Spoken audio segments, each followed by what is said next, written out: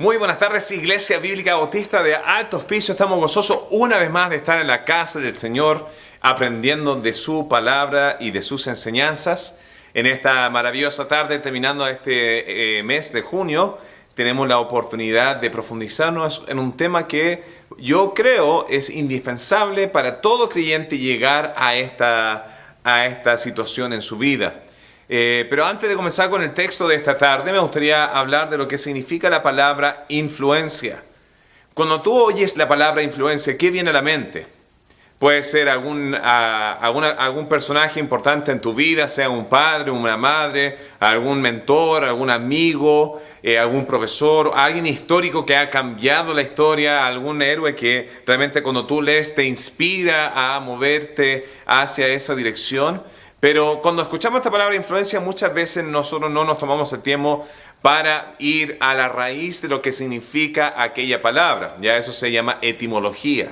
La etimología de la palabra influencia es una palabra en latín que significa influere, es dentro o en el fluido, la fluidez de algún líquido. Y de la manera que me gusta a mí entender o imaginarme este concepto de influencia sobre nuestra vida y aquellos que están alrededor de nosotros, me hace recordar cuando yo era en la adolescencia me gustaba hacer fuertes en la playa. Y hacía murallas y una base, un castillo, hacía un río alrededor. Y ya cuando tenía todo terminado, finalmente hacía un camino desde lo que era el mar hasta la ubicación del fuerte. Y así yo podía trazar exactamente el camino donde yo quería que el agua pudiera pasar a progresar hasta rodear mi fortaleza. Y aquel movimiento de trazar el camino para que el agua pudiera fluir, yo estaba influenciando lo que era el progreso del agua sobre lo que yo quería que fuera la defensa de este castillo de arena. Ahora, de la misma manera, nosotros cuando entendemos nuestras vidas, debemos entender de que hay tres áreas de gran influencia en este mundo que afectan la manera en que pensamos, actuamos y creemos. Y el día de hoy vamos a tocar estos tres diferentes áreas de influencia y ver cómo esto va directamente relacionado con nuestro caminar espiritual. Entonces, abran sus Biblias por favor al libro de Mateo y vamos a leer uno de los textos que yo creo que es el pináculo o el fundamento principal de entender lo que es un discípulo. Ahora, muchas veces escuchamos la palabra discipulado, discipular, discípulo, lo vemos en la Escritura, vemos en el Nuevo Testamento, pero ¿qué realmente significa el discipulado? Se ve en este contexto de este pasaje donde Jesús está hablando los requisitos para ser un buen seguidor de Jesús. Lamentablemente el día de hoy en diferentes iglesias se ha adoptado diferentes prácticas donde se trata de crear un discípulo, pero no de Cristo, no de Jesús, no del Mesías, no del Señor, no de Dios, sino un discípulo de otra persona, de otro hombre. Este es de Pablo, este es de Cefas, este es de Apolos. Y caemos en la misma trampa del Nuevo Testamento de la condición humana de querer seguir al hombre en vez de seguir a Cristo. Y acá este texto es la base, la raíz principal de poder entender cuáles son los requisitos necesarios para ser eficaz como un seguidor de Jesús. Entonces vamos a leerlo. Está en Mateo capítulo 10. Jesús está enseñando a los 12 discípulos o apóstoles yendo en su misión que Jesús estaba mandando, y después de hablar de cómo iba a ser su ministerio, empieza a relatar lo que significa ser un verdadero seguidor de Cristo. Entonces capítulo 10, versículo 32 a 39. Por favor, abran sus Biblias y leamos. Dice así: a cualquiera pues que me confiese delante de los hombres, yo también le confesaré delante de mi Padre que está en los cielos. Y a cualquiera que me niegue delante de los hombres, yo también le negaré delante de mi Padre que está en los cielos. No penséis que he venido para traer paz a la tierra. No he venido para traer paz, sino espada. Porque he venido para poner en disensión al hombre con su padre, a la hija con su madre y a la nuera con su suegra. Y los enemigos del hombre serán los de su casa. El que ama a padre o a madre más que a mí no es digno de mí. El que ama a hijo o a hija más que a mí no es digno de mí. Y el que no toma su cruz y sigue en pos de mí no es digno de mí. El que haya su vida la perderá, y el que pierde su vida por causa de mí la hallará. Versículos 32 al 39. Texto que hemos aprendido en el pasado, hemos leído en nuestra propia cuenta, un texto bastante conocido, pero me gustaría tomar esto y empezar a desarrollarlo de tal manera donde tú pudieras ver en tu vida si hay áreas de influencias externas que te están desviando de la mayor expresión viva de lo que es Dios en tu vida. Entonces todo esto comienza con versículos de 32 a 33, donde nos pone la plataforma en dos campos. Aquí hay solamente dos campos, no hay un tercer campo, no hay un cuarto campo, hay solamente dos áreas donde tú puedes estar. O tú puedes ser de los que confiesan a Cristo en frente de los hombres, o tú eres de los que niegan a Cristo en frente de los hombres. Y esa acción de confesar o negar no está hablando de un evento en tu vida, sino simplemente está hablando acerca de que si tú tomas una postura públicamente para decir a todo el mundo, yo creo que Jesús es. Jesús dice que Jesús va a confesarte a ti en frente del Padre. Entonces, para comenzar entendiendo cuáles son estos dos grupos, debemos entender qué exactamente debemos confesar acerca de Cristo. Porque hay muchos, incluso la gran mayoría de todo el mundo podría decir que cree en alguna forma en Jesús. Y lo digo porque cada grupo religioso de una manera u otra tiene una creencia en Jesús de Nazaret. Sean los musulmanes, sean los hindúes, sean los budistas, sean los cristianos, sean los judíos, todos tienen una perspectiva acerca del hombre específico que vivió en esta tierra llamado Jesús. Entonces, ¿qué hay que confesar? Su existencia. Hasta un ateo podría confesar la existencia de que Jesús vivió en la tierra de Palestina, que fue un buen hombre, que enseñó muchas cosas. Tenía un muy buen amigo en la infancia que era ateo y decía, yo creo que Jesús sí vivió. No estaba negando la creencia en que Jesús pudo haber vivido, negaba el hecho de que creía en Dios. ¿Es una negación o una confesión a la moralidad de Jesús? Hasta un budista cree que Jesús fue bueno. ¿Es acerca de su dedicación? Hasta un político podría decir Jesús era una persona con gran influencia hasta en elementos de política. ¿Debemos confesar su bondad? Y la respuesta es sí a todos los anteriores, más hay que añadir lo siguiente. Lo que Jesús dijo acerca de sí mismo. Jesús habló de sí mismo. Entonces hay que ir a la fuente de ver qué fue lo que dijo Jesús acerca de sí mismo. No lo que me dijo mi tía, no lo que me dijo el pastor de acá, no lo que me dijo el canuto por acá, no lo que dijo el testigo de acá, no lo que dijo el mormón por acá, no lo que dijo este vecino, amigo, tía, hermano, hermana, lo que sea, sino ir a la fuente directa. ¿Qué dijo Jesús acerca de sí mismo? Bueno, cuando Jesús habló acerca de su identidad, apuntó primeramente a las profecías cumplidas.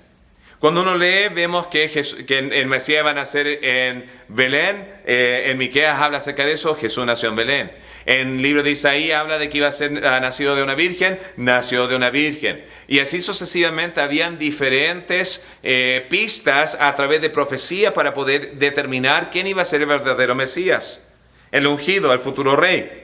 Jesús declaró verdades de Dios que gente no conocía o no entendía, que solamente tenía acceso directo acerca del Padre.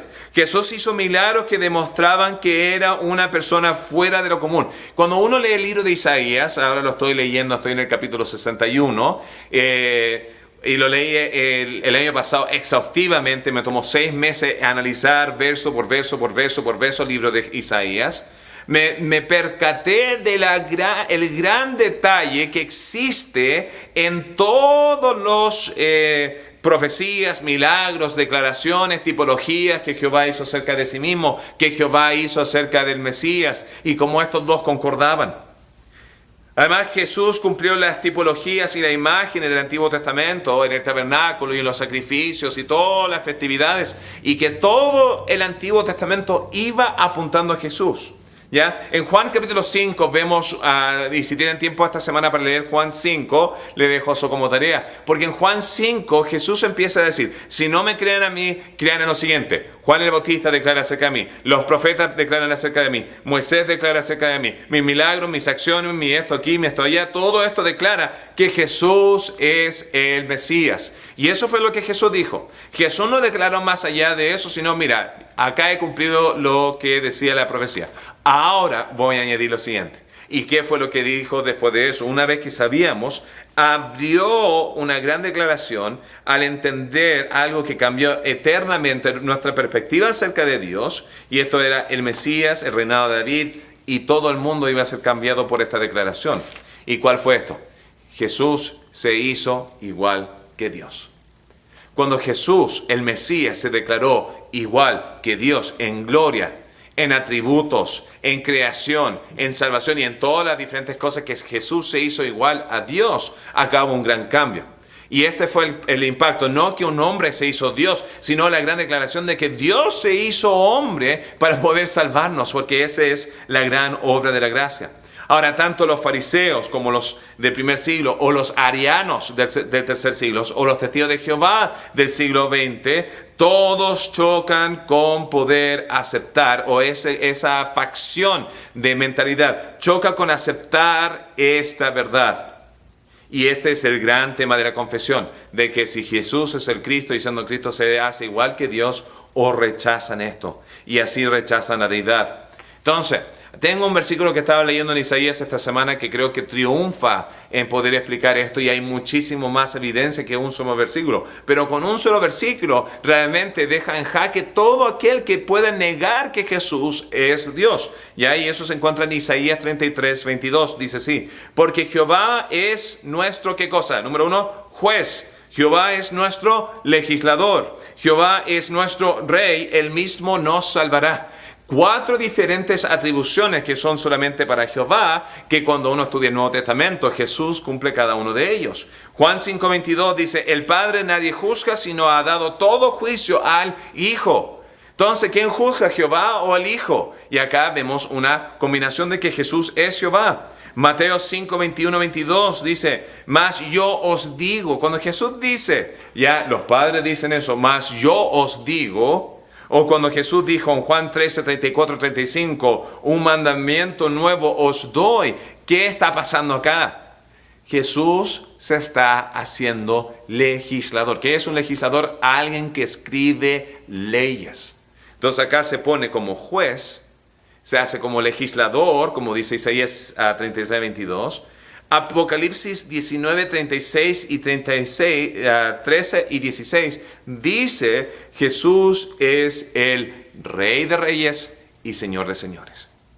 ¿Cómo sabemos que ese texto? Porque dice que estaba montando el que tiene nombre el verbo de Dios. Ya en el principio era el verbo y el verbo era con Dios y el verbo era Dios, Juan 1:1. Ahora en Apocalipsis está diciendo, y ahora finalmente llega el verbo cuyo título tiene, cuyo nombre tiene, como declaración tiene, Rey de Reyes y Señor y de Señores. Entonces, ¿quién es el rey? ¿Es Jehová o es Jesús? ¿O acaso Jesús en su Trinidad, en su unidad con el Padre, es el Rey de Reyes? Y en 1 Juan 4:14 vemos que Jesús mismo es el Salvador del mundo. Entonces, acá en un versículo de Isaías deja toda una declaración acerca de quién es Jehová, y en esa declaración de Jehová Jesús vino a cumplir cada uno de ellos. Y ese fue el gran choque. O tú lo confiesas o tú lo niegas. Lo que tú haces con Jesús va a determinar tu salvación. Si tú lo niegas, has perdido el acceso a salvación. Si tú lo confiesas, vas a ir al cielo.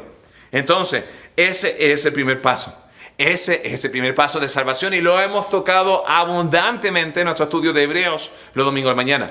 ¿Ahora qué? Ahora vamos adelante.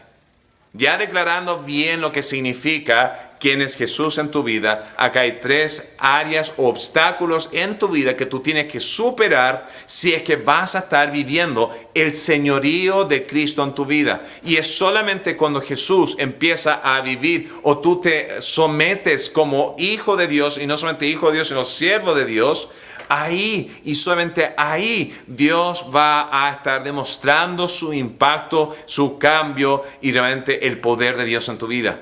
Muchas veces vivimos vidas cristianas mediocres porque no hemos logrado establecer a Jesús como el Señor de nuestra vida. Ya es el Señor de todo el universo, ya es el Rey soberano y todo lo que uno podría imaginarse, pero ahora viene a tu vida en específico. En Isaías dice que toda rodilla se doblará y toda lengua confesará que Jehová es Señor. En el Nuevo Testamento dice que toda rodilla se doblará y toda lengua confesará que Jesús es el Señor.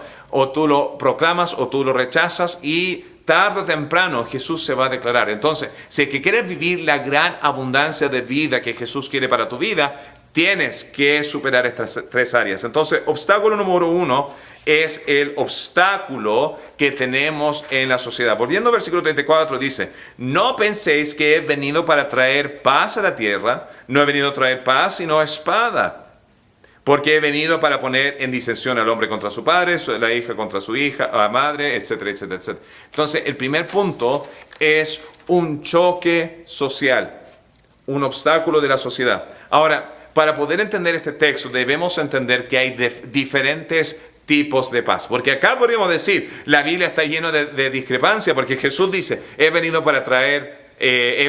no para traer paz sino espada, pero cuando nació los ángeles vinieron del cielo y dijeron paz a la tierra y buena voluntad porque ha nacido el Salvador de la tierra. Entonces, ¿es Jesús el príncipe de paz o es Jesús el príncipe de la espada? Entonces, para poder entender este primer punto acerca de Jesús como el Señor de tu vida, debes entender, número 1, que Jesús vino a traer un tipo de paz en específico, pero ese tipo de paz en específico va a producir un choque en otras áreas. Y el primer área de influencia que hay en nuestra vida es nuestra cultura.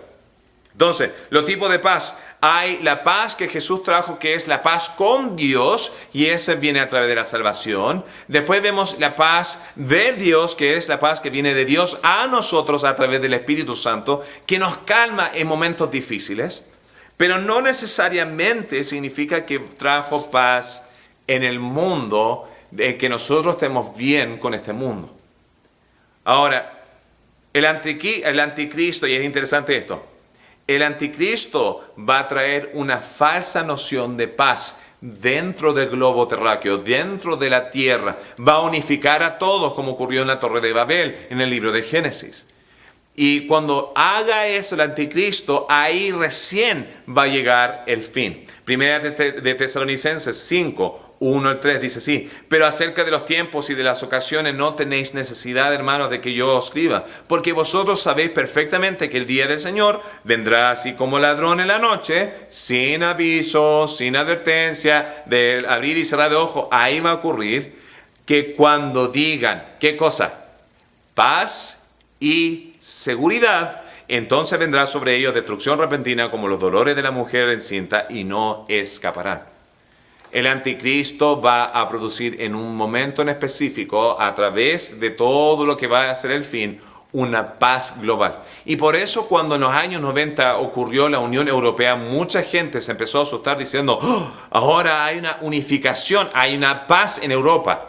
Ya hay algunos convenios en Sudamérica, ya hay algunos convenios en el OTAN, o en NATO, en la ONU y todas esas cosas. Están tratando de producir paz, paz, paz. Y cuando finalmente el mundo esté todo unido, solamente se pueden unir todo el mundo cuando desechan aquellas cosas que son absolutistas, que sería Jesús.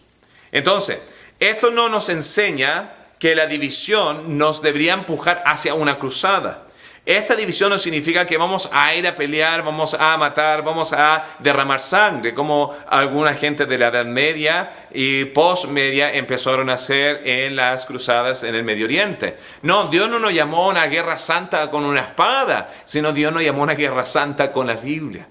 ¿Ya? El mundo va a producir división contigo. El mundo va a empezar a perseguirte. Y puede hacerlo como lo hicieron en la Unión Soviética o en China bajo lo que era el comunismo, donde era un comunismo tan ateo que torturaban a cristianos.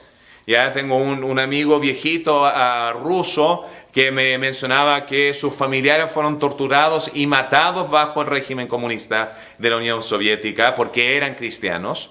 O puede ser el tema de Roma, donde sufrieron persecución y hay un ataque por ser cristiano, pero al mismo tiempo no puede ser más leve a una persecución social donde se mofan de una porque es cristiano. Tienes que entender que tú jamás como cristiano vas a ganar un premio Nobel por hacer algo digno de cristianismo. Porque el cristianismo no está viviendo para los placeres o el desarrollo de esta vida, sino su atención está para lo eterno. Entonces, el mundo secular jamás te va a aplaudir por ser cristiano. Sino ahí es donde viene la división. No ha venido a traer paz, sino ha venido a traer conflicto. ¿Por qué? Porque las declaraciones de Jesús son tan fuertes que el resto del mundo se molestará contigo. Ahora tú tienes que tomar una decisión como yo tuve que tomar una decisión. O yo voy a vivir para la aprobación de todo el mundo o yo voy a vivir para la aprobación de Dios. Existe en este momento, desde el principio de la creación, un conflicto, una guerra, una lucha entre el mundo contra Dios de una independencia. Y tú como individuo en este planeta has nacido en estos tiempos para tomar la decisión. O voy a vivir para el mundo contra Dios o voy a vivir para Dios, que significa un rechazo del mundo. Entonces, la pregunta es, ¿qué lado tomarás? ¿Por qué ocurre esta guerra? Por la gran controversia. Te llamarán cerrado de mente. Te van a decir que eres absolutista, que eres una persona que es fanática. Te van a llamar de gente que está deteniendo cualquier mérito o progreso humano. Pero la realidad es que religión, especialmente en el caso del cristianismo, no es lo que el hombre hace hacia Dios, sino lo que Dios ha hecho por nosotros. No hay ningún mérito en lo que nosotros hemos hecho para ser salvos, sino es totalmente lo que Cristo ha hecho por nosotros. Pero acá es donde entra el tema de mente cerrada. Según Jesús, un budista, un hindú, un musulmán, cualquiera que no confiese en Jesús como el Mesías, Salvador de su vida, no podrán entrar en la presencia del Padre. Y por eso el mundo os rechaza. El mundo le gustaría decir que todos los caminos llevan a Roma, de la misma manera que todos los caminos llevan al cielo. Esa es la postura de la religión Bahá'í. Tú eres cristiano, yo soy Bahá'í, él es budista, él es musulmán. Todos los caminos que son morales van eventualmente a terminar allá. Pero Jesús no enseñó eso. Jesús dijo, este es el único camino. Yo soy el camino. Yo soy la verdad. Yo soy la vida. Nadie va a venir al Padre si no es a través de Jesucristo. Entonces ocurre el choque. ¿Por qué? Porque hay una expectativa que ellos querían. Ahora, Jesús no logró la expectativa de los religiosos del primer siglo. ¿Por qué? Porque ellos estaban basando lo que ellos estimaban como importante. Si era de Dios, debía tener poder, grandeza y gloria. Pero cuando Jesús vino, Él demostró humildad, mansedumbre y cercanía. No nació en un palacio, no tuvo popularidad, no tuvo dinero. Simplemente vino a salvar al mundo perdido, de vuelta a el Padre Celestial. Y lo hizo con ternura y no con mano fuerte. Y porque no logró su expectativa, ellos vinieron a rechazar al que vino. Entonces, ¿cómo ocurrió el choque? El choque ocurre de tres formas. Y cada una de estas tres formas, ya dice, el hombre con su padre, la hija con su madre y la nuera con su suegra. Ya, el último es universal. Siempre va a haber choque entre la nuera y la suegra. Pero es un punto aparte. Ya, Jesús no tuvo que venir para que eso se lograra. Pero volviendo al punto en específico, ya, es posible interpretarlo de la siguiente manera. Ya, y lo digo de esta manera, no voy a ser tajante ni dogmático porque el texto no lo dice, sino es una observación que cada uno de estos son los jóvenes hacia lo antiguo, los nuevos en contra de lo establecido, lo que ya llegó ahora versus lo que había pasado atrás. Entonces, ¿cómo podríamos interpretar esto? Si tuviéramos que hablar de los padres, de las madres y de la suegra, podríamos interpretarlo como aquello que ya había sido establecido, que era Moisés, las escrituras, los profetas, David, etc. Entonces, los hijos están en contra del establecimiento antiguo. ¿Y quiénes son estos hijos? Los fariseos y los saduceos.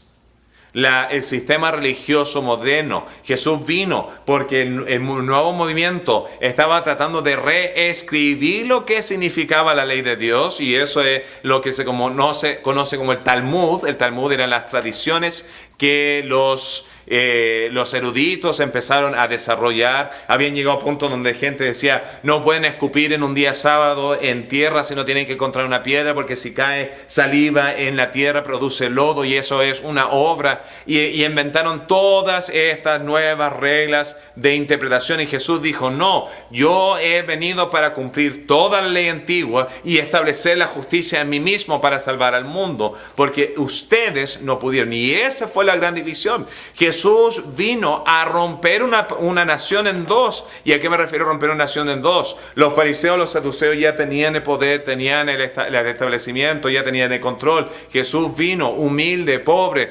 demostrando que su poder no venía de nada humano, sino venía sobrenaturalmente sobre él. Y a causa de ello hizo una ruptura entre aquellos que querían basarse en este poder de estándares y etcétera, versus aquellos que eran pobres de espíritu y en necesidad y afligidos, y la viuda y el huérfano, y aquellos que estaban en una ruptura interna de las cosas eternas. Y ellos encontraron a Dios y aquellos religiosos no lo encontraron. Entonces produjo una ruptura en el ámbito social. Además vemos obstáculos. Entonces el verdadero discípulo va a tener que sobrepasar lo que el mundo piensa acerca de sí mismo. Pero acá avanzamos en la parte familiar. Dice, versículo 37, el que ama a padre o a madre más que a mí no es digno de mí. El que ama a hijo o a hija más que a mí no es digno de mí. Y aquí vemos el segundo elemento. Primer elemento, ya, el obstáculo de la presión social. Ahora el segundo elemento es la presión familiar.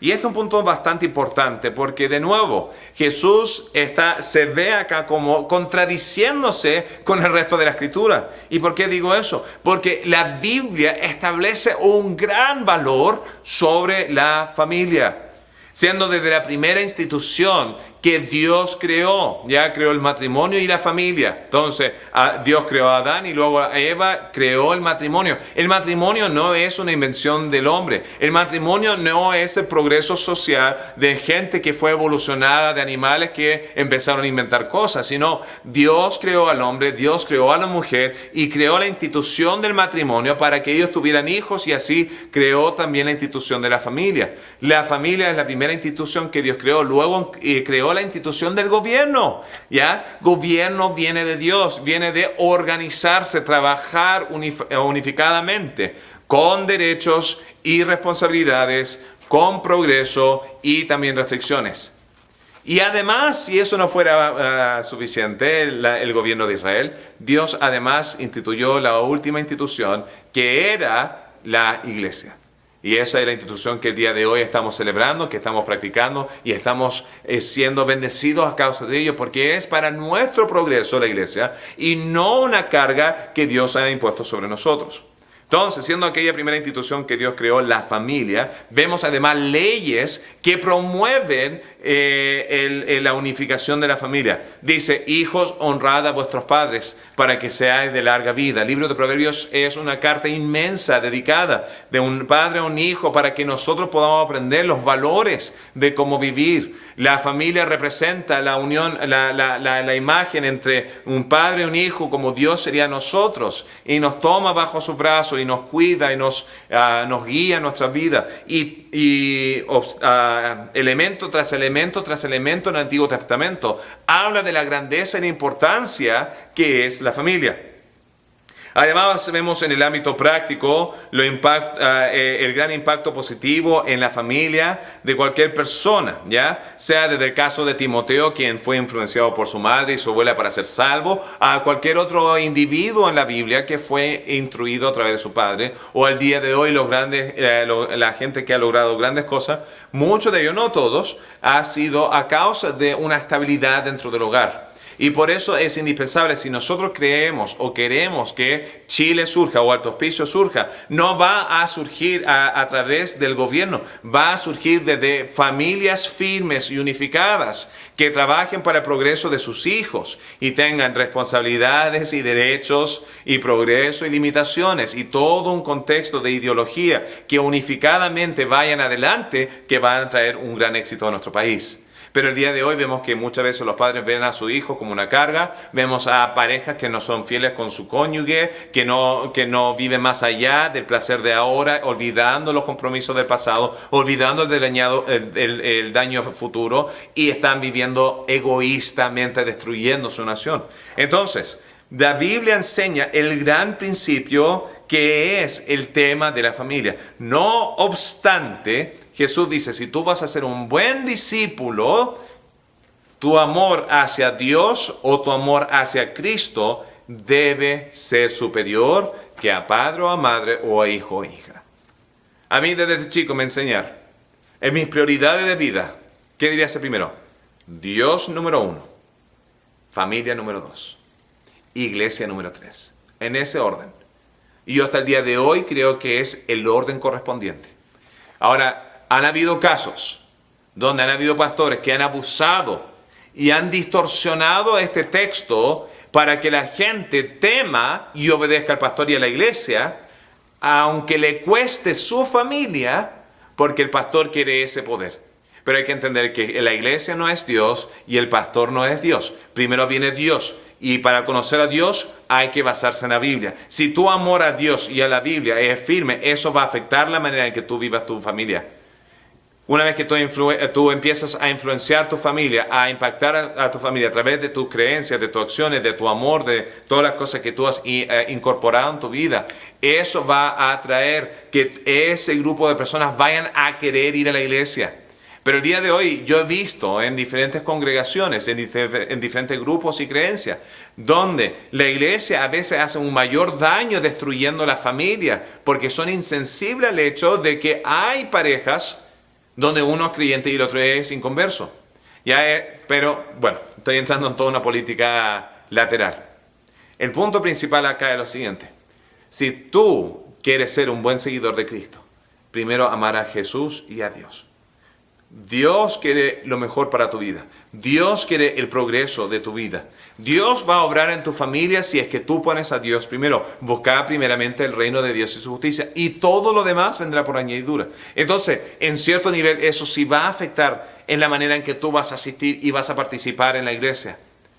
Pero no te puedes olvidar de las responsabilidades que Dios ya te ha dado como esposo, como esposa, como hijo, como padre, como hija, como madre. Tenemos roles que Dios ha establecido y que tú has tomado en muchas veces. Entonces, esto nos lleva a poner a Dios primero. La realidad es que muchas veces, si tu familia no es cristiana, tu familia no cree en Dios o en Jesús, a no ser salvo, no van a poder ver las cosas de Dios. Ya no ver las cosas de Dios, no van a poder entender las cosas de Dios. Y si no pueden entender las cosas de Dios, no van a valorar las cosas de Dios. Porque todas las cosas que nosotros hacemos como creyentes, como discípulos de Jesús, son con la mirada en la eternidad y no en lo temporal y lo terrenal. Entonces lo que nosotros vivimos, sea en sacrificio, sea en hacer lo que es correcto, en no hacer trampa, en no robar, ¿ya? Es fácil romper o abusar del sistema en que vivimos el día de hoy. Pero Dios dice, no abuse del sistema, hace lo correcto, aunque todo el resto del mundo no haga lo que es correcto, yo voy a vertir mis bendiciones sobre ti. Ya yo he conocido de cristianos que han abusado, han estafado, han robado, han mentido. ¿Van a tener la bendición de Dios sobre su vida? Y la respuesta es no. Y se están robando de la bendición de Dios porque hubo una ausencia de fe para comenzar. Entonces acá tu familia tal vez te diga, no seas tan fanático, no desperdicies tu vida, no desperdicies tu tiempo, no vayas tanto a la iglesia. Ocupa a Dios y tu religión hasta que sea un beneficio. Pero el momento que tu fe empieza a exigirte ser más devoto a Dios, para ahí, para que no te robes de la bendición de esta vida. Y Jesús está diciendo, si tú pones la opinión de tu familia más importante de lo que te enseño yo en esta palabra, en esta enseñanza, no vas a poder ver el impacto de Dios. No lo vas a ver. Finalmente, el obstáculo de uno mismo. En capítulo 10, de nuevo en versículos 38 y 39, dice así. Y el que no toma su cruz y sigue en pos de mí no es digno de mí. Y el que haya su vida la perderá. Y el que pierda su vida por causa de mí la hallará. Y esto es un gran riesgo. Este es un gran riesgo porque Dios está diciendo, suelta. Suelta el control y ve el producto final. Ahora, el problema es que muchas veces soltamos el control por un día, 2 días, 3 días y ¡pum! Ya no vi resultados, no, esto no funciona y desistimos y nos rendimos. El enemigo número 1 de todas las clases de influencia que hay, sea cultural, sea familiar, finalmente es la influencia individual. Seguir a Jesús significa soltar el manubrio. La Biblia nos enseña que engañoso es nuestro corazón más que cualquier cosa, perverso y oscuro. ¿Quién lo conocerá?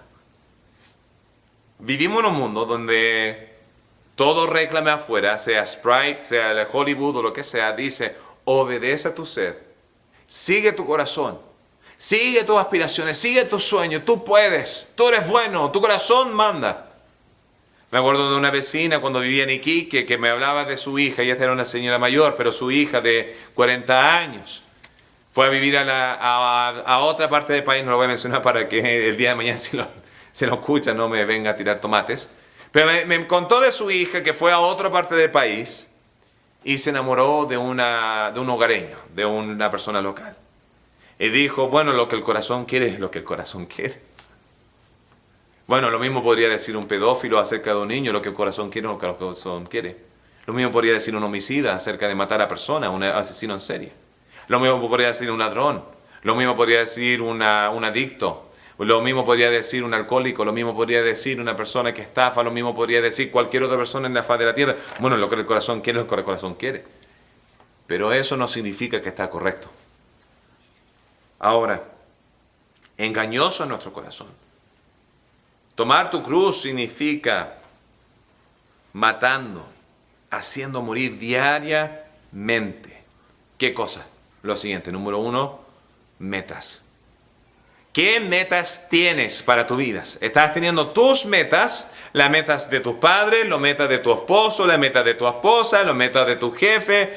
¿Qué metas para tu vida, al final de tu vida, cuando ya todo se haya acabado? ¿Qué quieres lograr? Y acá la clave, tomar tu cruz diariamente y sígueme, significa no tus metas, sino las metas de Jesús. Y con las metas también viene otro tema. ¿Qué métodos? ¿Ya? Tomar tu cruz diariamente y seguir en pos de mí significa no tus métodos, ¿ya? Sino los métodos de Dios.